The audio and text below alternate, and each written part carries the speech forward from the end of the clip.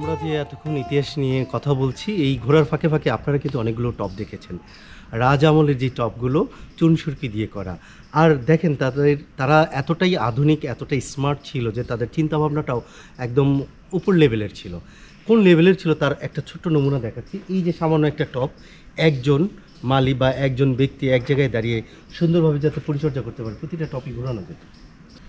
মানে এটা সেই সময় থেকে এভাবেই ঘোরানোভাবে পরিষ্কার হচ্ছে, কিন্তু এখন পর্যন্ত এটা স্টিল ঠিক আছে। ঠিক আছে, ঠিক আছে, কোনো ধরনের জটিল কোনো মেকানিজম, আচ্ছা আচ্ছা আচ্ছা, সাধারণ মেকানিজম। হ্যাঁ। এই যে দেখতে পাচ্ছেন, এটা একটা ফাঁপা একটা জায়গা এটার ভেতরে, এবং এই টপটা থেকে চুঙ্গুর মতো একটা জিনিস বের হয়েছে, যেটা ওই ফাঁপা জায়গাটাকে গ্যাপটা পূরণ করেছে, এবং ওইটা এটাকে ধরে। হ্যাঁ, না তারপরেও তো অনেক বছর ধরে চলতেছে, অনেক বছর চলতেছে, তারপরে তো ক্ষয় হয়নি। এটাই হলো চুনসুরকির কাজ। আচ্ছা আচ্ছা।